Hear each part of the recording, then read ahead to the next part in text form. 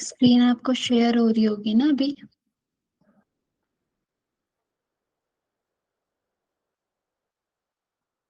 नहीं मैम, पढ़ा मैम। हाँ जी, कुछ बोल रहे हो? यस, क्या बोल रहे हो? स्क्रीन शेयर हो रही है ma'am. Okay okay, thank you. चलो ठीक है, एक बार हम गायत्री मंत्र करके शुरू करते हैं। कमर गर्दन सीधी, आंखें बंद, लंबा गहरा श्वास भरते हुए एक बार ओम चैंट करेंगे और उसके बाद गायत्री मंत्र। ओम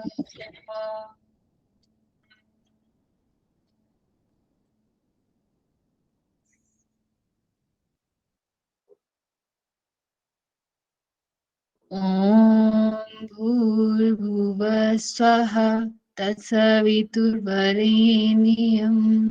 भर्गो देवस्य धीमहि धियो यो नः प्रचोदयात्। हाथों को रब करके आंखों पे रखते हुए आंखों को खोलेंगे और शुरू करेंगे अपना। हाँ, तो हमारा कल कुछ कुछ बच गया था, उसमें से टाइप्स ऑफ कम्युनिकेशन ही हम पढ़ रहे थे। ठीक है, तो हाँ, एक दो चीज तो इसमें से ही बची थी जो मैंने आपको बोला था कि मैं कल आपको बताती हूँ। हाँ, पहला तो था आपका पैरालिंग्विस्टिक। ठीक है, पैरालिंग्विस्टिक पिच, वॉल्यूम, स्पीड और क्लैरिटी, ये कैसे आएगा नॉन वर्बल में, सबका ये क्वेश्चन था। तो ये ऐसे आएगा जैसे आप कुछ बहुत सारी चीजें ऐसी होती हैं जो बोल नहीं सकते लेकिन उनकी साउंड से हमें समझ में आ जाता है। जैसे कि जब कोई भी जानवर है ना, कोई डॉग या कोई गाय, वो क्या करती है, वो अपनी आवाज निकालती है। ठीक है, वो उनकी आवाज में कोई वर्ड्स नहीं होते, बट उनकी जो जो उनकी आवाज है, कुत्ते का भौंकना या गाय का अपनी आवाज में क्या बोलते हैं उसको, रंभाना, ऐसा कुछ बोलते हैं। ठीक है, तो वो उनकी आवाज में जो नॉन वर्बली वो बोल रहे हैं, हमें कुछ मैसेज दे रहे हैं, ये आएगा आपके पैरालिंग्विस्टिक में। उनकी पिच, वॉल्यूम, स्पीड और क्लैरिटी जैसी होगी उस तरीके से हमें समझ में आएगा कि वो क्या बोलना चाह रहे हैं। है ना, जैसे कि एक नॉर्मल एक डॉग है, ठीक है, किसी ने अपने घर में पाल रखा है डॉग। ठीक है, तो जब उसके फैमिली वाले या जो जिसको वो जानता है वो लोग आएंगे घर में, तो उसका जो आ, उसका तरीका होगा, वो जब बात करेगा या भौंकेगा तो उसकी आवाज अलग होगी। है ना, मतलब वो एक अलग आवाज से आराम से भौंकेगा। लेकिन जब ऐसा लगेगा उसको कि कोई दूसरे लोग आए हो, कोई अनजान लोग आए हैं, तो वो कैसे भौंकता है फिर, है ना, ऐसा लगता है कि ये हमें काट लेगा। तो ये जो सारी चीजें हैं ये उसकी डिपेंड करती है। हमें नॉन वर्बली मैसेज मिलेगा, मुझे ऐसा मैसेज मिलेगा कि कोई बाहर से शायद कोई अनजान व्यक्ति आया है इसलिए वो ऐसी आवाज निकाल रहा है। ये आएगा पैरालिंग्विस्टिक में। ठीक है, पैरालिंग्विस्टिक में उनकी पिच, वॉल्यूम, स्पीड और क्लैरिटी सारी चीजें चेंज होगी उस हिसाब से। तो नॉन वर्बली वो हमें मैसेज दे रहे हैं, उनके जो बोलने, जो उनका आवाज निकालने का तरीका है उसमें कोई वर्ड्स नहीं है, बट वो अपने अपनी हिसाब से, अपनी उस आवाज से हमें पता चल जाएगा, उनकी आवाज से हमें पता चल जाएगा कि वो क्या बोलना चाह रहे हैं, वो क्या संकेत देना चाह रहे हैं। ठीक है, तो ये आएगा आपका पैरालिंग्विस्टिक में। नॉन वर्बल लैंग्वेज में पैरा लैंग्वेज यूज होती है। पैरा लैंग्वेज में वर्ड्स को ना यूज करके वर्डलेस वो हमें कोई मैसेज दे रहे हैं। ठीक है, तो ये आता है आपका पैरालिंग्विस्टिक। उसके बाद एक था हमारा फोनेमिक्स। फोनेमिक्स साउंड से रिलेटेड। साउंड से रिलेटेड क्या है, जैसे अब मेरे बाहर जहां पे मैं बैठी हूँ, ठीक है, मेरे यहाँ पे बारिश हो रही है। ठीक है, तो उसकी साउंड से आपको जो पता चलेगा, एक नॉन वर्बल आपको मैसेज पहुंचेगा कि वहां पे शायद बारिश हो रही है इसलिए ऐसी आवाज आ रही है बाहर से। है ना, या फिर कोई बहुत तेज हवा चल रही है, जैसे हम कॉल पे बात कर रहे हैं मान लो, और कहीं पे हम ऐसी जगह पे है जहाँ बहुत तेज हवा चल रही है, तो वो हमारी जो आवाज है वो कैसे जाती है, मतलब हवा की भी साउंड साथ में जाती है। तो सामने वाला जो पर्सन है वो समझ जाएगा कि शायद वहां पे बहुत तेज हवा चल रही होगी, इसलिए ऐसी साउंड आ रही है। तो जो फोनेमिक्स है बिना किसी वर्ड्स के, ठीक है, साउंड है लेकिन वर्ड्स यूज नहीं हुए उसमें, तो हमें पता चल जाएगा, हमें एक मैसेज मिल जाएगा कि वहां पे कुछ ऐसा हो रहा है या वहां पे ऐसी साउंड आ रही है। अगर मेरे मेरे यहाँ से, मेरे जो सराउंडिंग से आपको आवाज आ रही है कि ट्रेन की बार बार आवाज आ रही है, तो आप लोग समझ जाओगे, है ना। मैं कुछ आपको नहीं बताऊंगी, आप समझ जाओगे कि शायद इनके आसपास कोई ट्रेन का रूट होगा, है ना, कोई ट्रेन जा रही होगी। ठीक है, तो ये है फिनोमिक्स। और पैरा लैंग्वेज क्या है? जब नॉन वर्बली लेकिन आपकी आवाज आ रही है, मतलब आपकी जो पिच वॉल्यूम हम समझे थे उस दिन, वैसी उनकी भी पिच वॉल्यूम चेंज होती रहती है ना, जो वर्डलेस हमें मैसेज दे रहे हैं। तो ये हुआ आपका पैरालिंग्विस्टिक। इसमें और एक एग्जांपल दे सकते हो, जैसे छोटे बच्चे होते हैं ना, छोटे बच्चे क्या करते हैं, छोटे बच्चे जैसे उनके, वो बोल नहीं पा रहे जब तक, तो वो क्या करता है, उनके रोने से, उनके हंसने से हमें उनकी सारे, वो हमें सारे मैसेज दे देते हैं कि उनको कुछ प्रॉब्लम है इसलिए वो रो रहे हैं, या फिर हमें वो हंस रहे हैं, हमारी एक किसी एक एक्टिविटी से वो हंस रहे हैं, तो हमें पता चल जाएगा कि इनको ये मेरी एक्टिविटी पसंद आई है ना। तो वो सारी चीजें वो हमें वर्डलेस हमें मैसेज देंगे।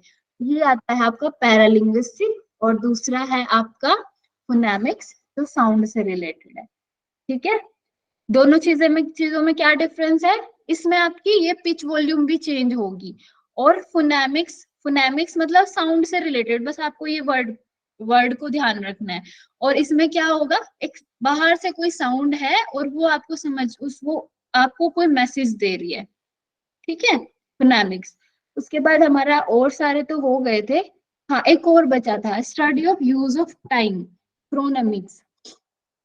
हमारा जो टाइम, मतलब जैसे मान लो मैं किसी एक उसमें गई हूँ, किसी एक इंटरव्यू में गई हूँ, है ना, या फिर मैं कोई क्लास है मेरी, ठीक है, मेरी क्लास में मैं 10-15 मिनट लेट पहुंची, ठीक है, 15 मिनट लेट पहुंची मैं, तो क्या होगा उससे, मेरे नॉन वर्बली ही मैं कुछ नहीं बोलूंगी कि मैं इसलिए लेट हुई, या मैं इसलिए नहीं, इसलिए इतनी लेट पहुंच पाई, लेकिन वर्डलेस एक मैसेज मिलेगा, जो इंटर मेरे जो जहाँ पे मैं इंटरव्यू देने गई हूँ, उनको क्या मैसेज मिलेगा कि ये लापरवाह है ना, कि इनको टाइम को कैसे, आपको टाइम से रिलेटेड जो चीजें हैं वो नहीं पता कि किस टाइम आना चाहिए, कितने पहले आना चाहिए था। तो हमारा एक नेगेटिव वहां पे मतलब हमारा जो नेगेटिव एसेंस वहां पे डलेगा कि आप लापरवाह हो, है ना, ऐसा। तो ये होता है यूज ऑफ टाइम, क्रोनेमिक्स इसको बोलते हैं, है ना, जैसे टाइम के हिसाब से। अगर हमारा रोज का जो खाने का टाइम है वो 8 बजे है, तो 8 बजे ही हमें ऐसा, मतलब भूख लगने लगेगी, 8 बजे ही हमें लगेगा कि अभी खाना चाहिए। तो ये टाइम मतलब नॉन वर्बली, ये आपको टाइम से रिलेटेड, जो आपको टाइम से रिलेट कर देता है, तो ये होता है आपका क्रोनेमिक्स। ठीक है, जिसमें हम टाइम टाइम की स्टडी करते हैं। ठीक है, ये और सारे तो हमारे हो गए थे ना, और सब समझ में आ गए थे अब सबको? हाँ। किसी को किसी में कोई डाउट हो तो पूछ लो आप अभी, फिर हम नेक्स्ट चलते हैं।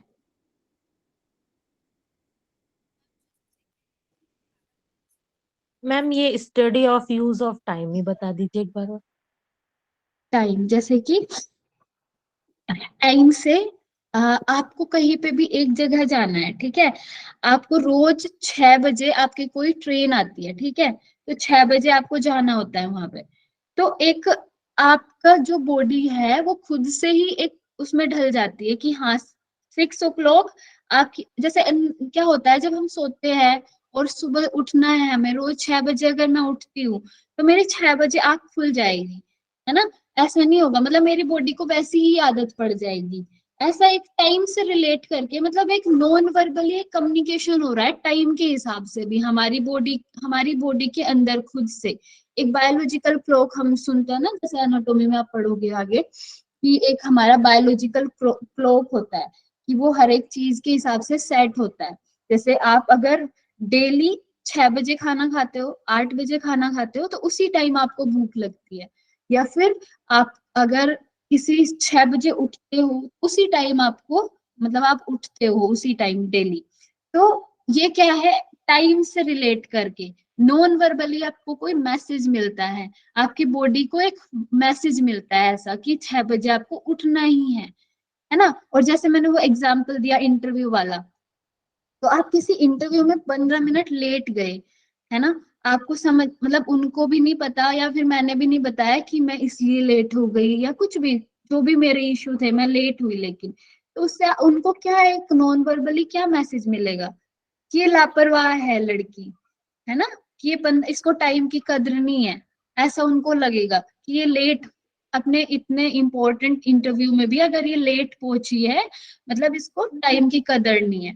तो ये क्या होता है, क्रोनेमिक्स। ठीक है, study of use of time. तो ये वर्ड्स आपको याद रखने हैं। मैम मैम फर्स्ट वाला बता दीजिए, समीपता, समीपता का।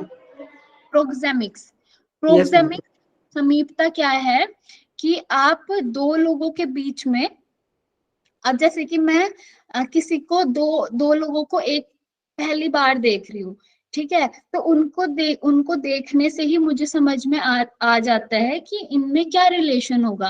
जैसे कोई दो फ्रेंड्स है तो वो एक साथ बैठे होंगे, तो हमें एकदम लगेगा अच्छा ये कोई, मतलब बहुत अच्छे से जानते होंगे एक दूसरे को। फिर कोई, अगर आपके कोई टीचर है, आपसे कोई बड़े हैं, तो आप उनके थोड़ा दूर बैठोगे, उनकी थोड़ी रिस्पेक्ट, मतलब ऐसा आपको देखने में ही आपके जो जिस उस टाइम जो आपके जेस्चर्स होंगे, ऐसा लगेगा कि हाँ ये इनके कोई बड़े हैं, है ना। हमें देखने से ही पता चल जाता है कि इनके साथ इनका क्या रिलेशन है, उनके बीच में कितनी समीपता है, कितने एक दूसरे के आसपास है, वो कितने निकटता है इनके बीच में। तो वो होता है आपका प्रोक्सेमिक्स। ठीक है, आगे चले और अभी। मैम लास्ट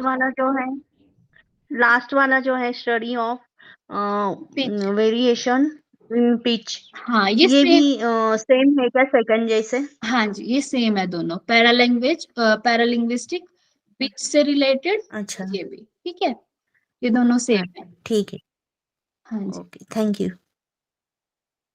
चलिए अभी हमने कल वर्टिकल हॉरिजॉन्टल पढ़ लिया था। वर्टिकल सुपीरियर से सबऑर्डिनेट या सबऑर्डिनेट से सुपीरियर तक जब मैसेज जाता है, ठीक है। उसके बाद है लेटरल और हॉरिजॉन्टल, जब अपने ही हमारे कलीग्स के बीच में, हमारे साथ वालों के बीच में, उनके साथ ही हम जो मैसेज को एक दूसरे को ट्रांसफर करते हैं, वो होगा हॉरिजॉन्टल।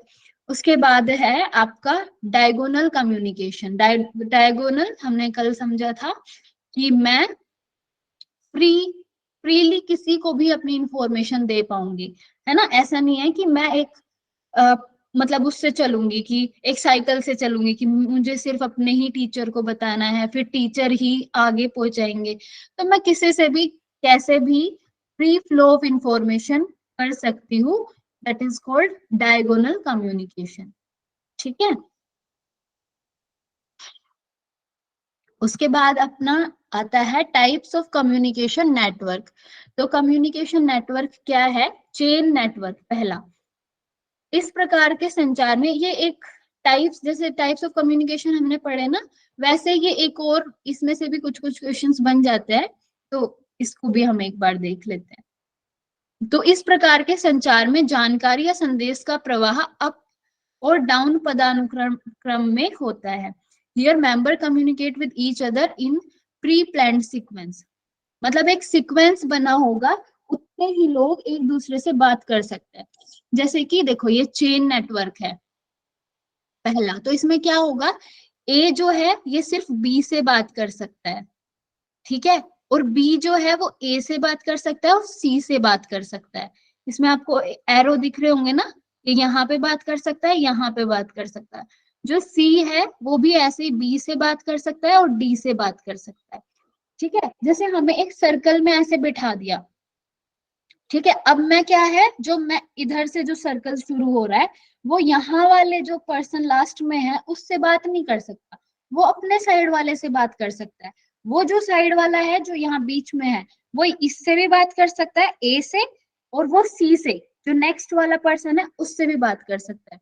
तो ये एक होता है कम्युनिकेशन नेटवर्क, ठीक है, चेन नेटवर्क इसको हम बोलते हैं, ठीक है, जो चेन के हिसाब से ऐसे चलता है। उसके बाद आता है आपका स्टार नेटवर्क, इसको व्हील नेटवर्क भी कहते हैं। इस प्रकार के संचार में टीम लीडर के माध्यम से समूह के सदस्य के बीच सूचना और संदेश का प्रवाह होता है। इसमें क्या होता है कि जो एक टीम मेंबर है, मतलब टीम का जो लीडर है, ये यहाँ पे है। अब जो ये टीम लीडर है ये ही इन सब से बात कर सकता है। मतलब ये जो 4 लोग है ना, ये एक दूसरे से बात नहीं कर सकते। ये जो टीम लीडर है ये सिर्फ इसको बता सकता है, ये इसको भी कुछ बता सकता है, इसको भी और इसको भी, ठीक है।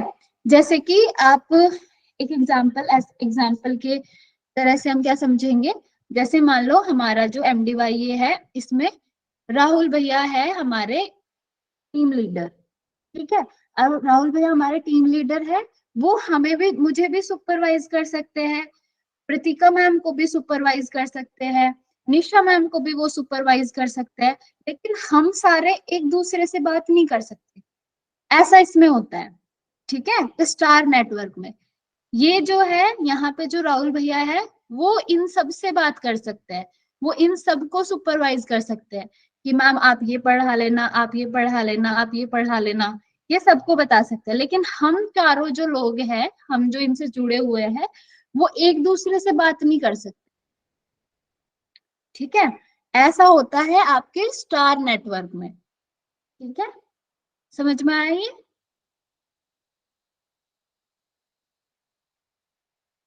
नेक्स्ट हम चलते हैं, इसमें ऐसे ही एक एग्जांपल दिया हुआ है कि here information flow from one central member of the group to the rest of the member, है ना, सेंट्रल मेंबर से दूसरे और सारे मेंबर्स तक इंफॉर्मेशन जा रही है।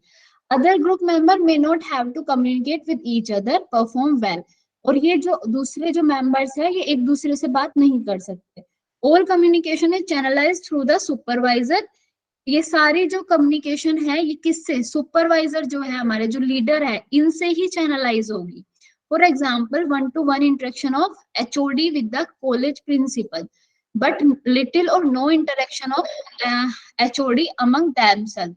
इसमें एक एग्जाम्पल दिया है कि जैसे एक कॉलेज के प्रिंसिपल जो है वो सारे जो डिपार्टमेंट है उन सबके HOD से मिल सकते हैं और उनसे उनको इंफॉर्मेशन दे सकते हैं, लेकिन जो सारे अलग अलग डिपार्टमेंट के HODs है वो एक दूसरे से नहीं मिल सकते, एक दूसरे से बात नहीं कर सकते, ठीक है, या एक दूसरे को इंफॉर्मेशन शेयर नहीं कर सकते। ये होता है आपका स्टार नेटवर्क, ठीक। स्टार मतलब एक यहाँ पे बीच में एक मिडिल पर्सन है, ये यहाँ इंफॉर्मेशन दे रहा है, यहाँ दे रहा है, यहाँ दे रहा है और यहाँ भी दे रहा है, ठीक है, लेकिन वो चारों लोग एक दूसरे से नहीं बात कर सकते, ठीक है। तो ये आपका हुआ स्टार नेटवर्क।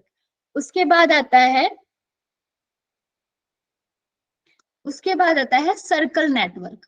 सर्कल नेटवर्क में क्या है, इस संचार में समूह के सदस्य केवल समीप वाले सदस्य से बातचीत करते हैं। तो इसमें क्या होता है, ये भी जैसे चेन नेटवर्क था ना, सेम वैसे ही है, लेकिन इसमें क्या हुआ, जो लास्ट वाला पर्सन था, हमने अभी बात की थी, जैसे चेन नेटवर्क है, यहाँ पे एक पर्सन है, यहाँ पे एक पर्सन है, ये दोनों एक साथ एक दूसरे से बात नहीं कर सकते। लेकिन सर्कल नेटवर्क में सेम सब चीज हो रही है, लेकिन जो ये लास्ट में जो 2 लोग थे वो लोग भी एक दूसरे से बात कर सकते हैं, मतलब ऐसे सर्कल बनेगा ये A B से, B C से, C D से, D A फिर से E से और फिर E A से वापस बात कर सकता है। तो ये होता है आपका सर्कल नेटवर्क, ठीक है। और चेन नेटवर्क में ये वाला जो एरो है ना ये नहीं आएगा, तो इसको ध्यान रखना है। अगर जैसे आपके पास क्वेश्चन आ जाता है, ये आपको फिगर दे दी और एक वो वाली फिगर दे दी चेन वाली, तो आपको लगेगा कि ये दोनों तो सेम जैसे ही थे। तो आपने अगर आपसे पूछो कि सर्कल नेटवर्क क्या है, तो आपको ये वाला लगाना है जिसमें पूरा एक सर्कल बनता है, ठीक है, हर कोई हर किसी एक दूसरे से ऐसे बात कर पा रहे हैं। मतलब लास्ट वाला भी सबसे मेन सा इसमें क्या है कि सबसे जो लास्ट वाले जो 2 लोग हैं वो भी एक दूसरे से जुड़े हुए हैं, ठीक है, एक सर्कल फॉर्म हो रहा है। तो ये है आपका सर्कल नेटवर्क। उसके बाद आता है आपका ऑल चैनल नेटवर्क। अब इसमें क्या है, सेम चीजें है, ऐसा ही है सर्कल जैसा, लेकिन जैसे सर्कल में क्या हो रहा था, ए बी से और बी ए से ऐसे ही बात कर सकते थे, लेकिन यहाँ पे क्या है, ए डी से भी बात करेगा, डी बी से भी बात करेगा, बी ई से भी बात करेगा, मतलब हर कोई हर किसी से एक दूसरे से सबसे बात कर सकते हैं। इसको हम बोलते हैं ऑल चैनल नेटवर्क। एक समूह के जब सभी सदस्य सक्रिय रूप से एक दूसरे के साथ स्वतंत्र रूप से संचार करते हैं, मतलब वो स्वतंत्र है एकदम, अपनी बातों को कहीं भी किसी से भी शेयर कर सकते हैं, तो ये होता है आपका ऑल चैनल नेटवर्क। ठीक है, ठीक है, समझ में आई है आपको दोनों?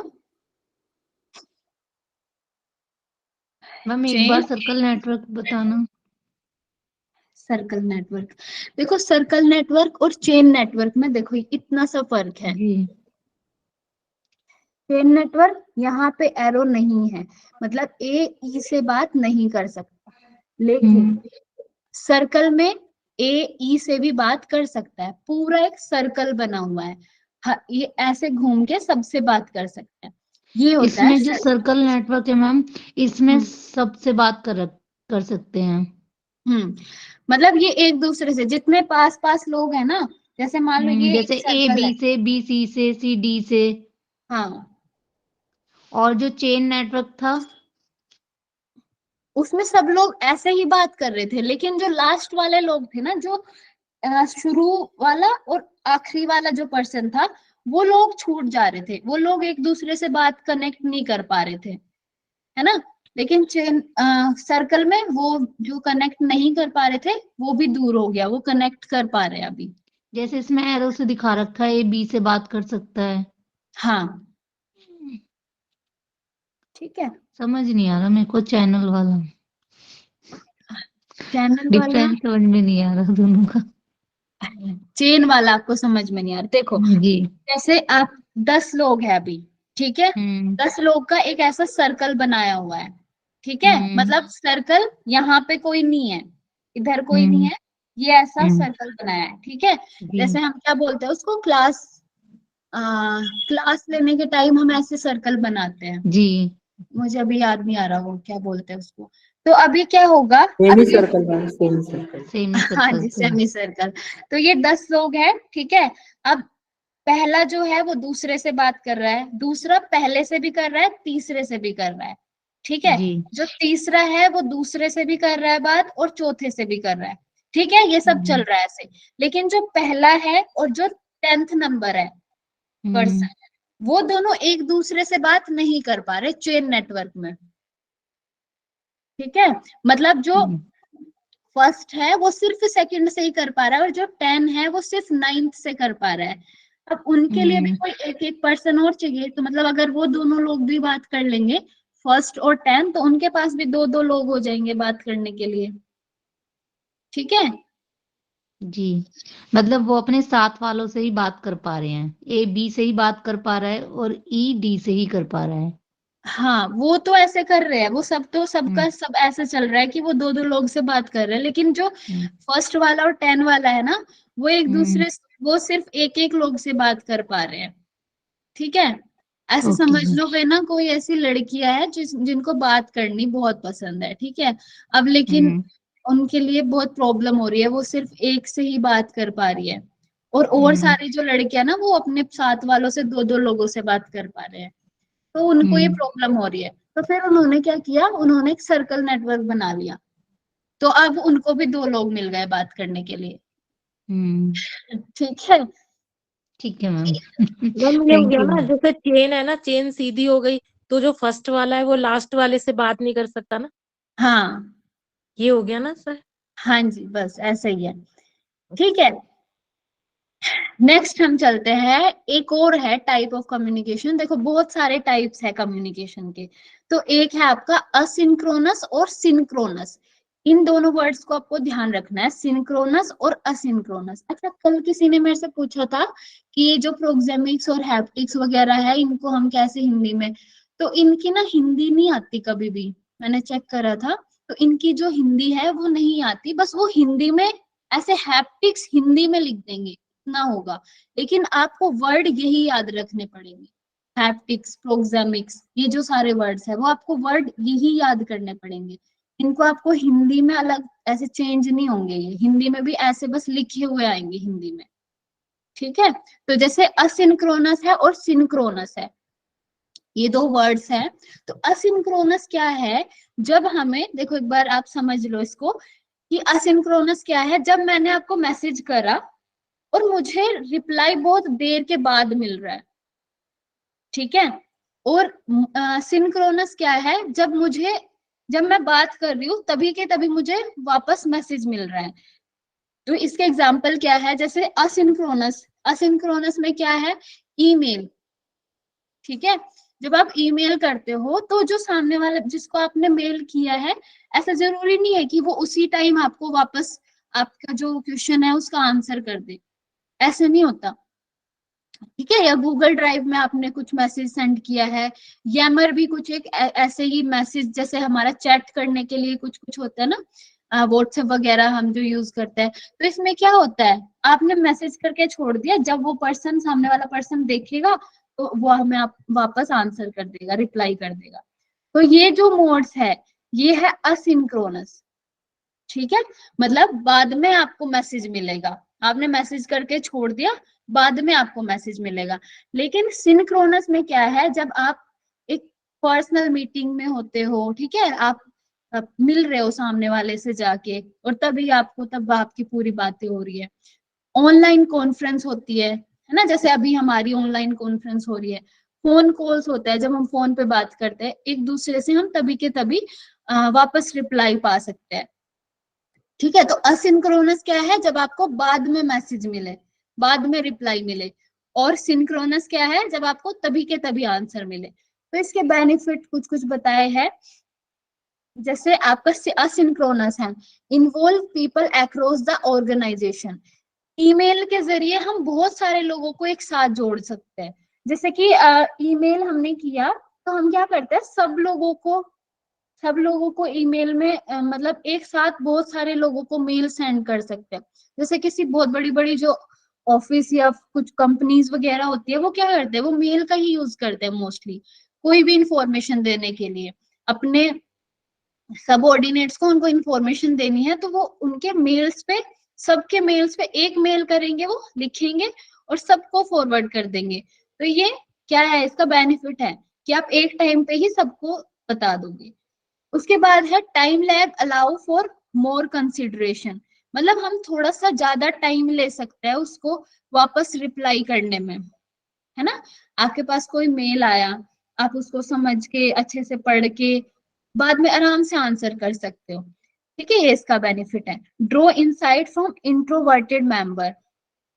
जो इंट्रोवर्ट लोग होते हैं, मतलब जो अपनी बातों को नहीं बोल सकते उसी टाइम, कभी कभी ऐसा होता है ना हमारे साथ भी कि बाद में जैसे हमारी कुछ बात हुई और फिर मुझे बाद में याद आता है कि यार मैं ये बोल सकती थी उसको, है ना, ऐसा मुझे बाद में याद आ रहा है। तो ये इन लोगों के लिए बहुत अच्छा होता है कि वो अपनी सारी बातों को, जो भी उनको बोलना है, जो भी उनको रिप्लाई करना है, वो बहुत अच्छे से और सारा समझ बूझ के दे सकते हैं, ठीक है। तो ये बेनिफिट है इसकी। और डाउन साइड्स क्या है इसके, मतलब जो इसकी डाउन साइड्स है वो क्या है, absence of non verbal cues. मतलब इसमें क्या होगा, आपके जो नॉन वर्बल, जो हमने अभी पढ़ा ना नॉन वर्बल के बारे में, जो हमारे कुछ वर्डलेस मैसेजेस हैं, जो मेरे जेस्चर्स, पोस्चर्स, एक्सप्रेशंस जो है, वो नहीं जा पाएंगे इसमें, है ना। जैसे कि मुझे एक मेल पढ़ के बड़ा गुस्सा आया, अब मैं उसको जब आंसर करूंगी तो मैं ऐसे सामने से जब मैं बोलती तो मैं बहुत सारा गुस्सा दिखा सकती थी, या फिर मैं उसी टाइम जब रिप्लाई दूंगी तो मुझे गुस्सा आ रहा है उसी टाइम और मैं तभी के तभी आंसर कर रही हूँ, तो वो गुस्सा सामने वाले पर्सन को भी दिखेगा। लेकिन इसमें क्या होता है कि आपने मेल देखा बहुत दिनों के बाद, अब वो चीज आप भूल भी गए हो, कुछ हुआ भी था ऐसा, तो आप फिर मतलब बिल्कुल इजीली एकदम आराम से मैसेज कर दोगे। तो ये इसके कुछ डाउन साइड्स हैं। उसके बाद है मिसअंडरस्टैंडिंग एंड अजम्पशन। तो इसमें क्या हो जाता है, मिसअंडरस्टैंडिंग हो जाती है और कुछ आप मतलब ऐसे अज्यूम कर लेते हैं कि शायद ऐसा इसलिए इन्होंने बोला होगा, है ना, कुछ मिसअंडरस्टैंडिंग हो जाती है। जब भी आप चैट वगैरह करते हो क्या होता है, कुछ मिसअंडरस्टैंडिंग हो जाती है, क्योंकि वहां पे जो हमारे नॉन वर्बल जो हमारा नॉन वर्बल जो एक्सप्रेशंस है वो नहीं जा पाते सामने वाले के पास, तो बहुत सारी मिसअंडरस्टैंडिंग उसके कारण हो जाती है। ठीक है, उसके बाद है यूजेस। इसके यूज कब है, जब gathering input from different people, जब हमें बहुत सारे लोगों की राय लेनी हो तो क्या करते हैं हम, ऐसी चीजें करते हैं हम, है ना, जैसे कि आपसे फीडबैक फॉर्म वगैरह फिल करवाते हैं, है ना। अभी आप सबसे फीडबैक फॉर्म फिल कराएंगे कि किसी टीचर ने आपको कैसा पढ़ाया, उनकी स्लाइड्स कैसी थी, उन्होंने पढ़ाने का वे कैसा था, तो वो सारी इंफॉर्मेशन हमारी जो ऑर्गेनाइजेशन है उसको चाहिए। तो आप सबसे ऐसे फोन कर करके पूछेंगे तो वो बहुत ज्यादा आपको टाइम लग जाएगा, लेकिन आपको इंफॉर्मेशन लेनी है तो हम फटाफट सबको एक मेल कर देंगे या सबको एक फीडबैक दे देंगे कि भाई अपनी अपनी सब अपना कमेंट कर दो। ठीक है, तो ये हुए असिंक्रोनस के फायदे, नुकसान और उसके यूज। ठीक है, अब इसके बाद सिंक्रोनस है। तो सिंक्रोनस में क्या है, बेनिफिट्स क्या है इसके, discuss and argue ideas effectively, मतलब हम डिस्कशन कर सकते हैं ज्यादा, है ना, हम आर्ग्यू भी कर सकते हैं, हम अपने आइडियाज को शेयर कर सकते हैं। अब मैं सामने सामने हूँ आपके और आप भी मुझे कुछ बता सकते हो, जैसे हम बीच में क्या करते हैं जब किसी को कोई डाउट होता है तो आप में से कोई भी बोल देता है कि मैं बताती हूँ इसको, है ना, आप लोग भी डिस्कशन करते हो, तो ये इसके कुछ बेनिफिट है। उसके बाद team bonding and trust build होता है। इससे क्या होता है, हमारी टीम बॉन्ड, हमारे बीच में एक बॉन्ड बनता है ना, हम लोग रोज मिलते हैं, रोज हम क्लास अटेंड करते हैं, हमारे बीच में एक बॉन्ड बनता है, एक दूसरे से हम बात करते हैं तो एक बॉन्ड बनता है। उसके बाद एफिशिएंटली डिफाइन प्रोजेक्ट नीड्स, और हमारा जो काम है उसमें क्या जरूरत है, क्या उसकी अभी हमें उसमें क्या क्या चाहिए, उन सब से जब हम एक दूसरे से डिस्कशन करेंगे तो वो सब चीजें निकल के आएगी। ठीक है, तो ये इसके बेनिफिट्स है। उसके बाद है डाउन साइड्स, इसमें time cost and financial expenses. अगर जैसे मान लो आप किसी से मीटिंग करने के लिए कहीं जाना पड़ रहा है आपको, तो क्या होगा, एक आपका टाइम बहुत सारा लगेगा, फाइनेंशियल एक्सपेंसेस होंगे, आप कहीं जाओगे तो उसमें भी आपके मतलब एक्सपेंस होगा कुछ ना कुछ, तो ये इसके कुछ डाउन साइड्स है। उसके बाद है यूजेस, इसके यूज क्या है, time sensitive project, active feedback needed, मतलब इसमें सब कुछ टाइमली होगा, है ना, ऐसा नहीं होगा कि आपने एक बार बोल दिया और फिर महीनों के बाद मुझे रिप्लाई मिल रहा है। इसमें क्या होगा, सब कुछ टाइमली होगा, एक्टिव रहेंगे लोग इसमें ज्यादा, है ना, एक्टिव फीडबैक हमें इसमें मिलेगा। ये है सिंक्रोनस और ये है असिंक्रोनस। ठीक है, ध्यान रखना है इसको। ठीक है, किसी को कोई डाउट?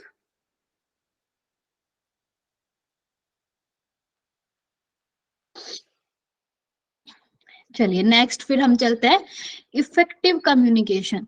इफेक्टिव कम्युनिकेशन कम्युनिकेशन क्या है, तो characteristic of effective communication. Effective communication के बारे में हमने कुछ कुछ बीच बीच में पढ़ा है, वो क्या था, तो बताओ मुझे, कैसे इफेक्टिव हमारी कम्युनिकेशन हो सकती है।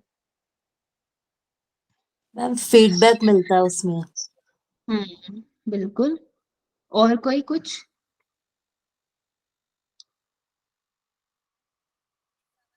चलिए ठीक है, फीडबैक इसमें सबसे इंपॉर्टेंट है कि हमारी कम्युनिकेशन इफेक्टिव कब होगी, जब मुझे फीडबैक मिलेगा।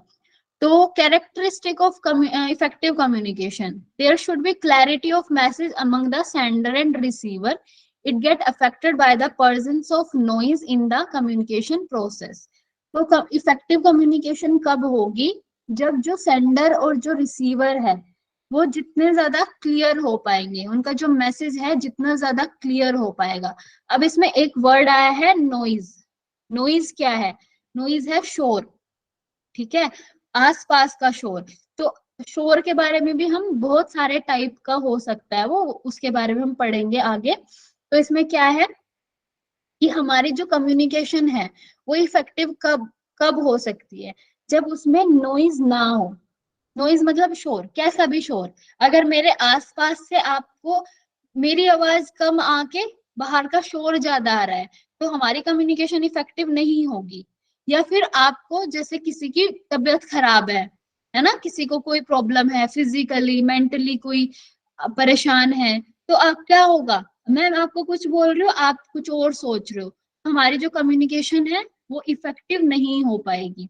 ठीक है, तो नॉइज के भी कई सारे अलग अलग टाइप्स है। फिजियोलॉजिकल नॉइज, मेंट मतलब एक साइकोलॉजिकल नॉइज, ऐसे करके कुछ कुछ है। ठीक है, तो जब हमारे आसपास का जो शोर कम होगा तो उतनी ही ज्यादा हमारी जो कम्युनिकेशन है वो इफेक्टिव हो पाएगी। उसके बाद है the message should be well planned and complete. हमारा जो मैसेज है वो एकदम वेल प्लान्ड हो और कंप्लीट हो। जितना ज्यादा हमारा काम, हमारा जो मैसेज है वो कंप्लीट होगा, संपूर्ण होगा, उतनी ज्यादा आपको वो समझ आ पाएगा। अगर मैं एक सेंटेंस को बोल के और बीच में छोड़ दूं तो आप लोग ऐसे क्लियर नहीं हो पाएंगे। जैसे कि मैं आपको बोल दूं कि कल शाम को आपकी क्लास होगी, अब इसमें क्या कुछ तो रह गया ना, इसमें टाइमिंग रह गया कि किस टाइम होगी। अगर मैं बोलती हूँ कि कल शाम 5:30 आपकी क्लास होगी, तो ये क्या हुआ है, कंप्लीट मैसेज आपको मिला। नहीं तो आप फिर पूछोगे कि मैम किस टाइम होगी क्लास, है ना, ये सारी चीजें, तो मतलब मेरा मैसेज जो है इनकम्प्लीट रह जाएगा, तो कम्युनिकेशन इफेक्टिव नहीं हो पाएगी। So that intended meaning is interpreted by the receiver. मतलब जितना आपका मैसेज कंप्लीट होगा, वेल प्लान्ड होगा, उतना ही ज्यादा अच्छे से जो रिसीवर है उसको इंटरप्रेट कर पाएगा, जो रिसीवर है वो समझ पाएगा। ठीक है, the message should be simple and short with know unnecessary information. और मेरा मैसेज जो है जितना ज्यादा सिंपल और छोटा सा होगा, शॉर्ट होगा, वो उतना ही ज्यादा इफेक्टिव होगा, जिसमें ज्यादा अननेसेसरी इंफॉर्मेशन ना हो। ठीक है, अननेसेसरी इंफॉर्मेशन जिसमें ना हो, और जितना सिंपल शॉर्ट हो उतना ज्यादा इफेक्टिव होगा। उसके बाद है feedback of the message should reach the sender without any delay. और जब जो फीडबैक है, मेरे मैसेज का फीडबैक मुझे जितना जल्दी मिलेगा उतना ज्यादा वो इफेक्टिव होगा, विदाउट एनी डिले। ठीक है, जितना जल्दी मुझे वापस फीडबैक मिलेगा वो उतना ज्यादा इफेक्टिव होगा। उसके बाद है, जैसे मान लो मैंने आपको मैसेज किया और आज 3 बजे से क्लास है। ठीक है, तो इसलिए मुझे बताना पड़ा पहले से कि आज 3 बजे से क्लास होगी, क्योंकि रोज 5:30 बजे से होती है। तो आप मुझे ओके कर दोगे कि हाँ ठीक है, तो मुझे जल्दी से मतलब मैं ऐसे समझ पाऊंगी कि हाँ मेरी इंफॉर्मेशन उनको मिल गई और 3 बजे हम क्लास ले सकते हैं। और अगर आप में से किसी का भी मुझे मैसेज ही नहीं मिलता है, मतलब मुझे पता ही नहीं चला है कि आप लोग के पास पहुंचा मैसेज नहीं पहुंचा, है ना, या आपने फीडबैक नहीं दिया, कुछ भी नहीं दिया, तो फिर मैं थोड़ा कंफ्यूज हो जाऊंगी, मतलब वो जो हमारी कम्युनिकेशन है वो इफेक्टिव नहीं हो पाएगी। उसके बाद है to understand receivers the sender should have empathy with them. Empathy is the ability to understand and share the feelings of another.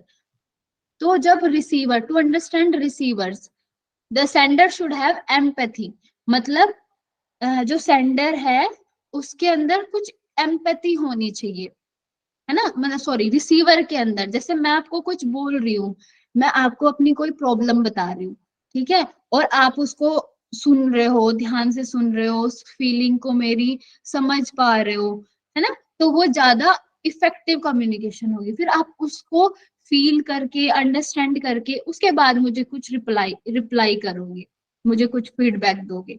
ठीक है, तो हमारा जो, जब हमारी जो कम्युनिकेशन है एम्पैथी से जुड़ी हुई होगी, एम्पैथी से भरी हुई होगी, तो हमारी कम्युनिकेशन ज्यादा इफेक्टिव हो पाएगी। उसके बाद है sender should modify the message according to the level and need of the audience that they can understand it properly. तो जो सेंडर है उनको मैसेज को जो रिसीवर्स है उनके लेवल के हिसाब से ही देना चाहिए, है ना। अब जैसे मैं आपको कम्युनिकेशन पढ़ा रही हूँ, आप लोग सब बड़े हो और आप लोग को सबको पता है नेट जेआरएफ का आप प्रिपरेशन कर रहे हो, ठीक है, तो मैं आपको उसी तरीके से समझा रही हूँ। अगर मान लो मुझे कोई 6th-7th क्लास के बच्चे दे दिए कि आपको इनको पढ़ाना है कम्युनिकेशन, तो फिर मुझे उनके अकॉर्डिंग उनके हिसाब से कुछ एग्जांपल्स लेके आने पड़ेंगे।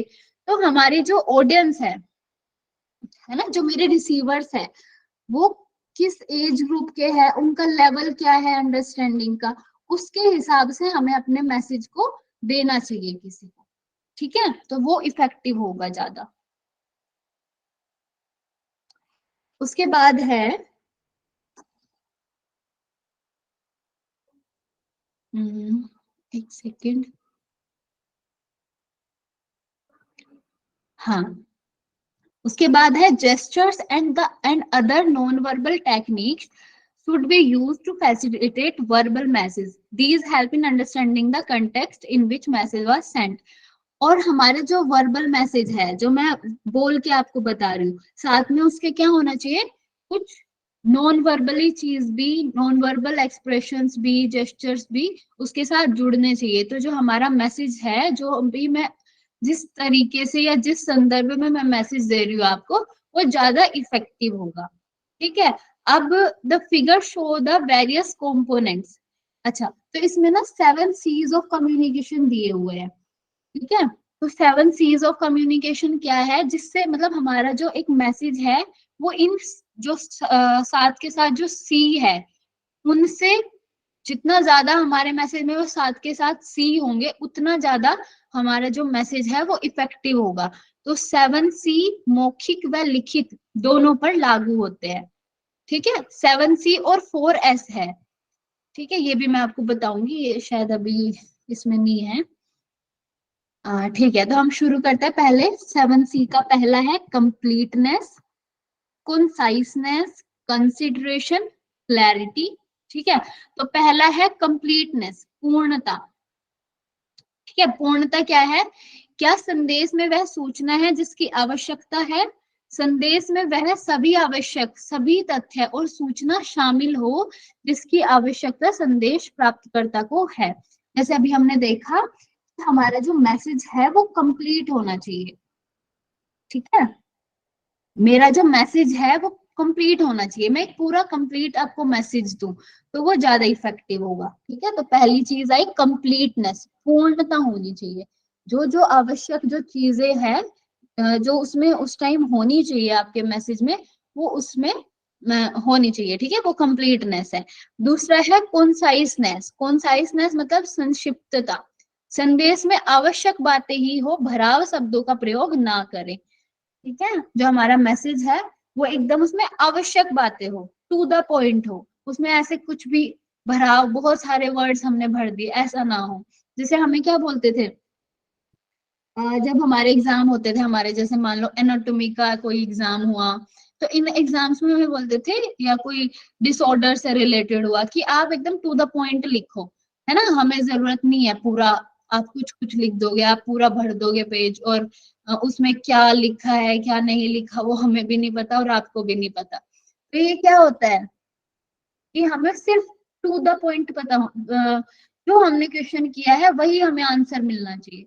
मतलब आपका जो मैसेज है, जो आपका आंसर है, वो इतना कंसाइज होना चाहिए, इतना संक्षिप्त होना चाहिए कि जो आपसे पूछा है सिर्फ उसी का आंसर करो।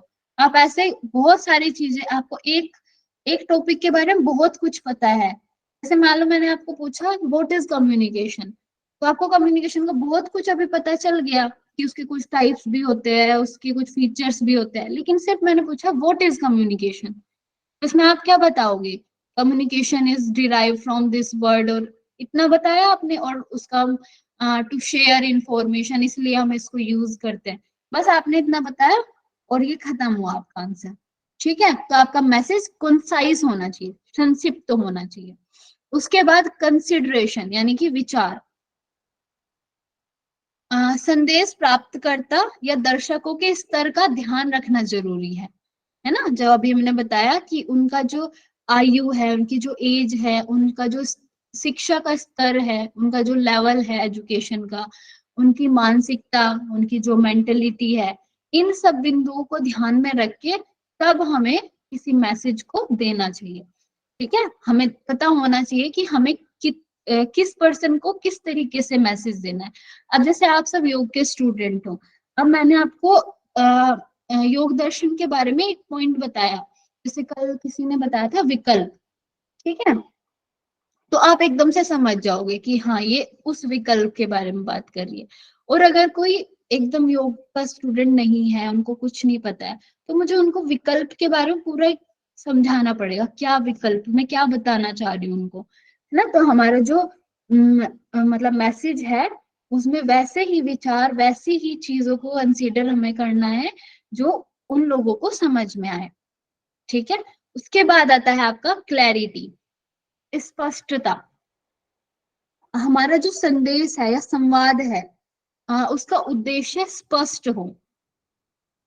ठीक है, मैं आपको क्या बताना चाह रही हूँ। अगर मैं अभी आपको एक नेट जेआरएफ के लिए प्रिपरेशन करा रही हूँ, तो आप, मेरा एक उद्देश्य स्पष्ट है कि मैं नेट जेआरएफ के लिए प्रिपरेशन करा रही हूँ, तो मुझे सिर्फ उतना ही आपको बताना है जितना कम्युनिकेशन से वहां पे आता है ना। अगर मान लो मैं इतना सारा आपको सब बता दिया, कम्युनिकेशन की अलग से पूरी बुक्स है ना, इतनी बड़ी बड़ी बुक्स है, जितनी हमारी एक बुक है जिसमें हमारी 10 की 10 यूनिट है, उसकी एक एक ऐसे बहुत सारी बुक्स होंगी।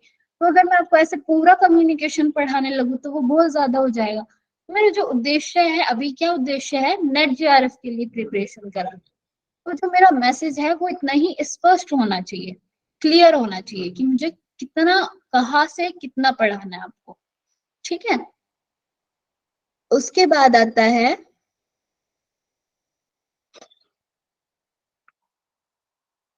कॉन्क्रीटनेस, स्थूलता। बातों को अप्रत्यक्ष रूप से ना रखे, घुमा फिराकर ना रखे, अपने संदेश का समर्थन के लिए आंकड़ों और तथ्यों का प्रयोग करना। स्थूलता क्या है, जब आप अपने मैसेज को दे रहे हो, ठीक है, तो जितना आपके पास तथ्य होंगे, जितने ज्यादा आपके पास आंकड़े होंगे, है ना। आजकल क्या है, लोगों को, जैसे आप ऐसे बताओगे कि योग से आपकी ये सारी जो सारी प्रॉब्लम है, स्ट्रेस है आपका, एंजाइटी है, इसे सब दूर हो सकते हैं, आपने ऐसा बताया, तो आपकी बात कभी कोई नहीं सुनेगा। लेकिन आप एक रिसर्च के बेस पे बताते हो कि देखो इस पे इतने 2 लाख लोगों का ये ठीक हो चुका है ना, योग से इसके इतने ज्यादा रिजल्ट मिले हैं, आप ऐसे एक उनके पास पूरा डेटा लेके जाओगे तो उनको वो चीज समझ में आएगी। तो हमारा जो मैसेज है वो पूरा डेटा से, सारा उसमें डेटा होना चाहिए, आप रेफरेंस दो उसमें कि हमने यहाँ से ये लिया है, तो वो उतना ही ज्यादा इफेक्टिव होगा। ठीक है, तो ये हुआ कॉन्क्रीटनेस या स्थूलता। उसके बाद आता है कर्टेसी, शिष्टाचार। हमारा जो संदेश है, संदेश ऐसा होना चाहिए जो संदेश की अभिव्यक्ति के साथ संदेश प्राप्तकर्ता का सम्मान भी करे, है ना। मतलब जो मेरा मैसेज है, मैं आपको कुछ मैसेज दे रही हूँ, मैं आपको कुछ इंफॉर्मेशन दे रही हूँ, तो वो ऐसे दूं मैं कि आपका भी सम्मान हो उसमें। मैं आपको ऐसे कुछ भी बता रही हूँ, मैं आपको कुछ बता रही हूँ, लेकिन जो मेरी भाषा है, जैसे मैं बात कर रही हूँ, वो आपको ऐसा नहीं लग रहा कि ये अच्छे से बात कर रही है ना। हमें समझ में आ जाएगा कि नहीं, ये जो है अच्छे से हमारे से बात नहीं कर रही, तो मैं नहीं सुनूंगा इनकी बात, या मैं इनका मैसेज को नहीं लूंगा। तो ये क्या है, शिष्टाचार, कि हमारा जो मैसेज है वो हमें ऐसी भावना से देना है कि हाँ, उसमें जो मैं बताना चाह रही हूँ वो भाव हमारे, उसमें क्या है, संदेश भाव का छलकाने वाला हो, हमारे भाव उसमें छलके, है ना। अब मैं बता तो रही हूँ आपको, हाँ, एग्जाम्पल, कि जैसे मैं आपको बता रही हूँ कि पैकेज फूड्स आपको नहीं खाने चाहिए, और मैं सामने बैठ के आपके चिप्स खा रही हूँ, ठीक है, तो क्या होगा, आपको ऐसा लगेगा कि ये क्या बात हुई, ये तो खुद से ही पैकेज फूड खा रही है ना। तो मतलब मैं आपका सम्मान करके या आपको उस तरीके से नहीं बता रही हूँ। तो ये क्या होता है, आपका शिष्टाचार, मैसेज आपका शिष्टाचार पूर्ण होना चाहिए, संप्रेषक को विनम्र, चिंतनशील, विवेकपूर्ण, मैत्रीपूर्ण और उत्साही होना चाहिए, है ना। हम उनकी ही बातों को ज्यादा अच्छे से सुन पाएंगे, जो आपके साथ अच्छे से बात करेगा। हर किसी को अच्छे से बात करने वाले लोग पसंद आते हैं, है ना, या उनकी ही बात हम सुनना पसंद करते हैं। उसके बाद है आपका करेक्टनेस। संदेश में व्याकरण की त्रुटि नहीं होनी चाहिए, भाषा के सही स्तर का प्रयोग करना चाहिए, सही तथ्यों एवं आंकड़ों का प्रयोग होना चाहिए। ठीक है, तो जो हमारा संदेश है उसमें कुछ त्रुटि ना हो। अब मैं अगर मान लो कोई कहीं पे मैंने विल की जगह हैव यूज कर दिया, हैज की जगह शैल यूज कर दिया, तो क्या होगा, वो पूरा का पूरा जो सेंटेंस है जो मैंने आपको सेंड किया है वो एकदम उल्टा हो जाएगा। अब मैंने आपको कुछ मेरे को समझाना है कि मैं आपको कम्युनिकेशन के बारे में बताऊंगी आज, और मैंने वहां पे लिख दिया साइकोलॉजी, कि मैं साइकोलॉजी के बारे में बताऊंगी। मेरा दिमाग कहीं और था, मैंने साइकोलॉजी वहां पे टाइप कर दिया। अब आप लोग तो परेशान हो जाओगे, कंफ्यूज हो जाओगे, अभी अब मैं क्या करूं, अब मुझे आज तो हमें साइकोलॉजी पढ़नी है ना, हमें तो कम्युनिकेशन पढ़नी थी। तो जो हमारा मैसेज है वो एकदम करेक्ट, शिष्टाचार मतलब दोष रहित, शिष्टाचार से पूर्ण, स्थूलता, ज्यादा से ज्यादा डेटा हमारे पास हो, और स्पष्ट हो, विचार उसमें उसी तरीके के हो जो हमें समझ आए, संक्षिप्त हो और पूर्ण हो। ठीक है, ये आपके इफेक्टिव कम्युनिकेशन के 7C है।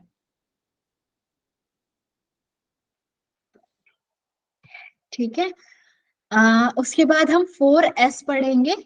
मैं वो ऐड करूंगी, शायद गलती से वो छूट गई मेरे से। उसके बाद हम कल बैरियर ऑफ कम्युनिकेशन शुरू करेंगे। ठीक है, बैरियर ऑफ कम्युनिकेशन, आपके बैरियर्स है कितने, organizational barrier, physical barrier, psychological barrier, linguistic and cultural barrier, mechanical barrier. मतलब जो आपके कम्युनिकेशन में जो बाधाएं आपके सामने आती हैं, आप किसी से कम्युनिकेट कर रहे हो, आप किसी से बात करना चाह रहे हो, अपनी इंफॉर्मेशन देना चाह रहे हो, तो जो जो बैरियर्स आपके कम्युनिकेशन के बीच में आएंगे, है ना, वो कैसे भी हो सकता है। जैसे हमारा नेटवर्क इशू हो गया, मेरी तरफ से नेटवर्क इशू हो गया, तो कम्युनिकेशन खराब हो जाएगी, मतलब बैरियर आ जाएगा। आपकी तरफ से ऐसा हो गया तब भी बैरियर आ जाएगा। किसी को, अभी जो हम बात कर रहे थे कि किसी को फिजिकली कोई प्रॉब्लम हो गई तो बैरियर आ जाएगा, आप नहीं ले पाओगे क्लास। किसी को मेरी लैंग्वेज से प्रॉब्लम आ गई, है ना, आपको मेरी लैंग्वेज समझ में नहीं आ रही तब प्रॉब्लम हो गई। तो ये जो सारे बीच में जो प्रॉब्लम्स होती है ना, इनको हम बोलते हैं बैरियर्स ऑफ कम्युनिकेशन। हम ये पढ़ेंगे इसके बाद। ठीक है, इफेक्टिव कम्युनिकेशन में हमने 7C पढ़े, और आज हमने क्या पढ़ा, असिंक्रोनस और सिंक्रोनस पढ़ा।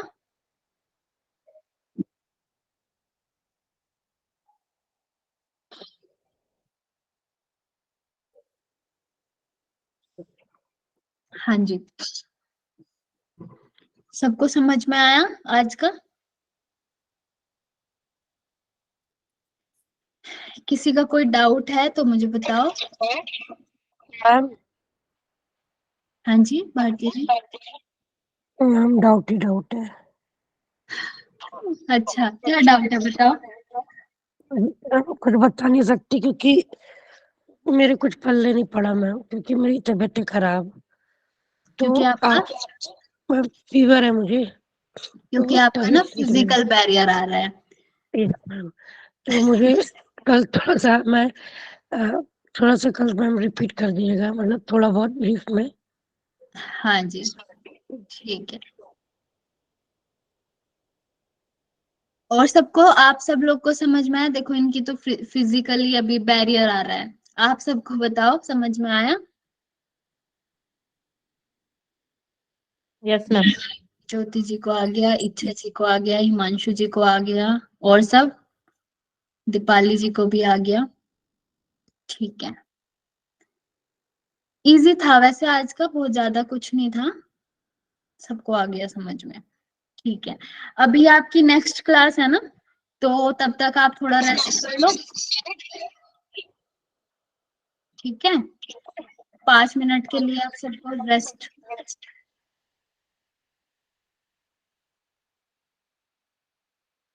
Thank you ma'am. मैम इसका PDF दे दीजिएगा, एक बार खुद से पढ़ लेंगे ना फिर